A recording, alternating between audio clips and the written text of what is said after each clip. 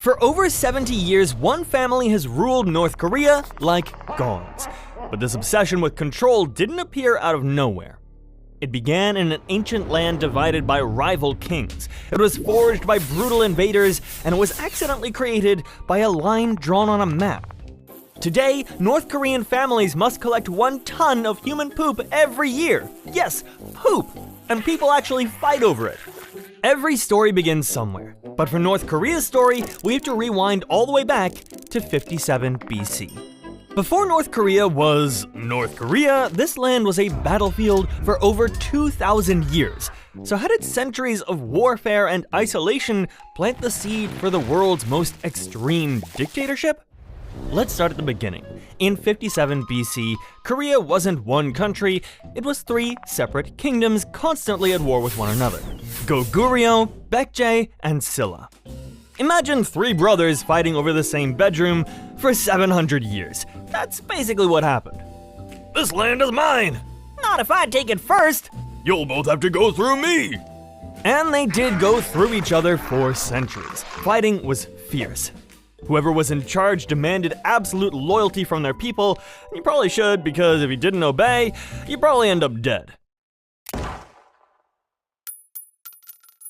Eventually, in 668 AD, Silla won and unified Korea. Great news, right? Not really, because Korea immediately learned a harsh lesson. A bigger country called China was watching. China was massive, powerful, and right next door. Korean kings quickly realized that if they wanted to survive, they had to bow to Chinese emperors and pay tribute. Basically, Korea became really good at saying, "Yes, sir," while staying independent on the inside. Fast forward to 1392, a new dynasty takes power called Joseon, and it would last over 500 years. In 1882, Korea became known as the Hermit Kingdom because it deliberately cut itself off from the outside world. If we stay quiet, bow low, and pay tribute to China, maybe everyone will just leave us alone? And if they don't? Then we bow lower. This strategy actually worked for centuries, but Korea's neighbors wouldn't leave it alone. Japan invaded in the 1590s and devastated the country. Later, China, Japan, and Russia all wanted influence over Korea. Korea's solution was to pay them against each other. Bow to whoever was strongest. Do whatever it takes to survive. By 1910, Korea had spent 2,000 years learning some brutal lessons.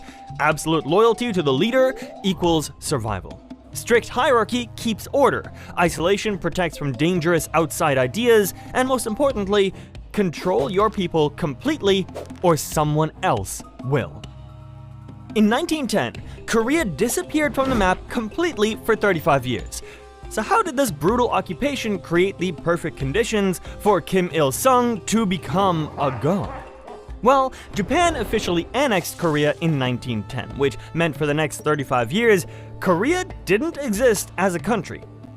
The Japanese occupation was brutal. Forced labor, comfort women used as sex slaves, and Japan tried to erase Korean culture completely. Koreans were forced to take Japanese names, speak Japanese, and even worship the Japanese emperor. If you spoke Korean in public, you could be arrested. Japan was literally trying to make people forget they were Korean. A young boy named Kim Il-sung watched all of this happen. He joined the resistance and fought the Japanese as a guerrilla fighter. And while he was fighting, Kim was learning something important. He saw exactly how Japan controlled millions of people. A personality cult around the emperor, rewriting history, eliminating anyone who disagreed, making people forget who they were. Kim studied this blueprint very carefully. He just needed an opportunity to use it. That opportunity came in August 1945 when World War II ended and Japan surrendered. Korea was finally free.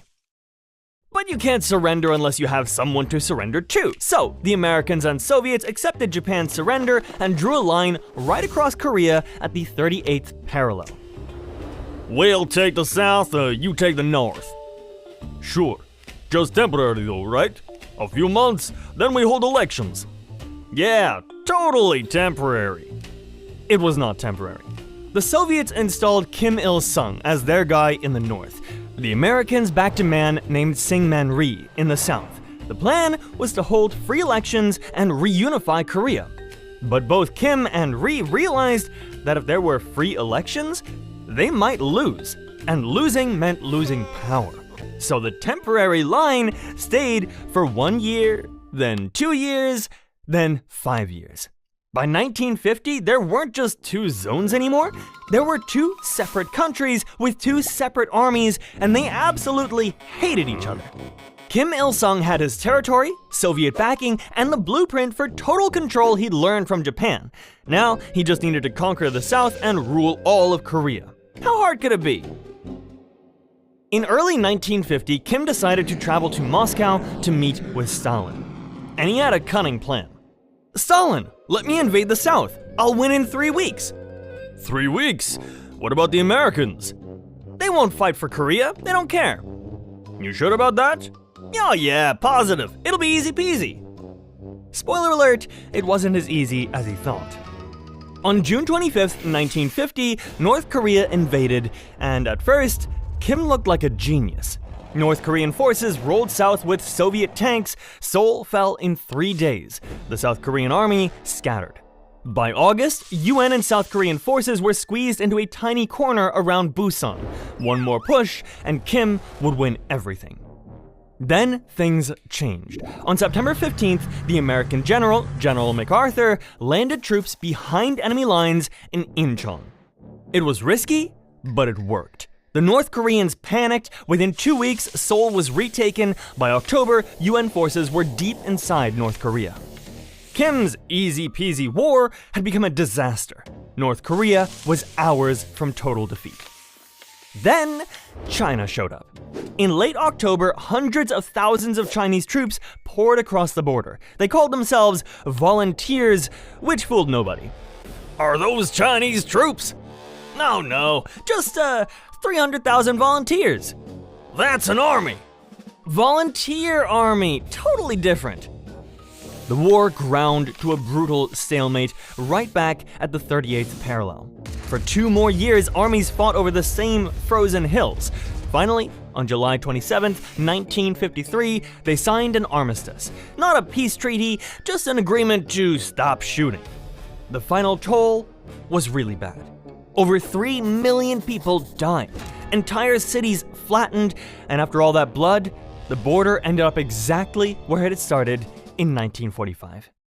Kim's 3-week war lasted 3 years and accomplished nothing except making the division permanent.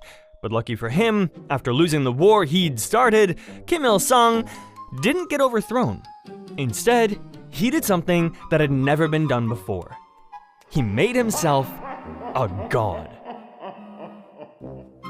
Kim Il-sung had just led his country into a war that killed millions. So how did he survive and rule for 46 more years as an immortal god? Simple. He eliminated everyone who might challenge him. After the war, people who questioned Kim started disappearing. Pro-Soviet politicians? Gone by 1956. Pro-China politicians? Purged in 1958. By 1960, Kim stood alone with no rivals left. Maybe we should discuss... Discuss what? I think you might be wrong about... There's been another accident! But he didn't just want power. He wanted worship. So in the 1960s, his son, Kim Jong-il, took over propaganda, and together they rewrote history. The new story claimed Kim was born on a sacred mountain with a double rainbow and singing swallows. Total lies, but questioning it meant death. They reset the calendar, so year 1 became the year Kim was born. Giant statues appeared everywhere. Every home required his portrait, and people had to bow to it every morning. If your house caught fire, you had to save Kim's portrait first, even if you died. Then they did something truly insane. They started erasing language itself.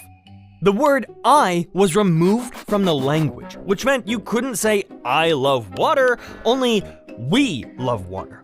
People were taught they were the Kim Il-sung race, not Korean or Asian. The North Korean language had no words for love, freedom, human rights, or stress because those things didn't exist in their paradise. Every home got a radio that couldn't be turned off, permanently stuck on the propaganda channel. Kids learned that birds and mice can hear you, which meant surveillance was everywhere. And if you committed a crime, your kids, parents, and grandkids all went to prison camps too. 3 generations punished for one person's mistake. In 1974, Kim named his son, Kim Jong-il, as successor. This shocked communists everywhere because hereditary rule was the opposite of communism. But who would stop a god? In 1991, the Soviet Union collapsed and all aid stopped. This was bad. Kim Il-sung died in 1994 after 46 years in power. When his son, Kim Jong-il, took over, he inherited his father's perfect control system. But everything was about to collapse. So how did North Korea and the new regime get even worse? When the Soviets stopped sending aid, the economy fell apart. The Soviets aren't sending food anymore. So people need to eat? The North Koreans are resourceful people. They can make soup from old boots. No electricity meant no fertilizer, which meant no food. And if that wasn't bad enough, in 1995 and 1996, floods destroyed the farmland. The government stayed silent while people starved. The survival stories are horrific. People ate grasshoppers, tree bark, and rats just to survive. Dead bodies appeared on the streets daily. Some people even resorted to cannibalism, selling human meat in markets as pork. Some estimates show between 2 million and 3.5 million people died, and the average North Korean is now 3 to 4 inches shorter than South Koreans because of years without enough food. Kim Jong-il's response to this was, "We can't let the world know our weak points." He learned a crucial lesson from the famine. If you can't feed people, at least make the world too scared to invade. So in 2006, North Korea tested its first nuclear bomb, which became the regime's ultimate insurance policy. In 2011, Kim Jong-il died. His son, Kim Jong-un, took over at just 27 years old, and experts predicted he'd fail. They were completely wrong. Kim Jong-un proved even more ruthless than his father. He executed his own uncle, Chang Song-taek, and apparently killed his half-brother, Kim Jong-nam, with nerve agent. He accelerated the nuclear program, and in 2017, the world genuinely worried about nuclear war. But here's what life is actually like in North Korea today. Every family must collect 1 ton of human poop yearly for fertilizer.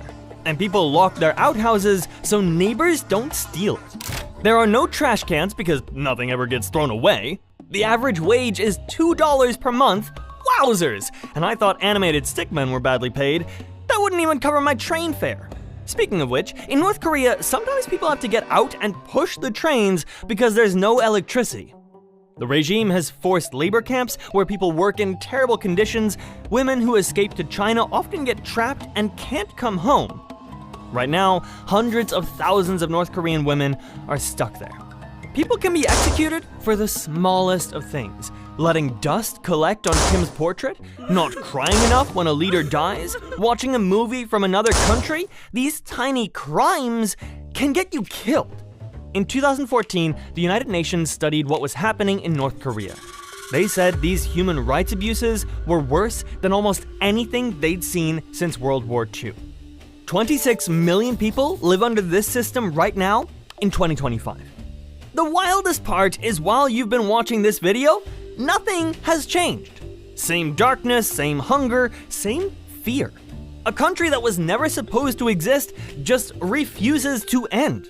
Drop your thoughts in the comments telling us which fact shocked you the most, because honestly, the mandatory poop quotas still blow my mind. North Korea was strange, but the Brits? They took it personally. Click here to watch it.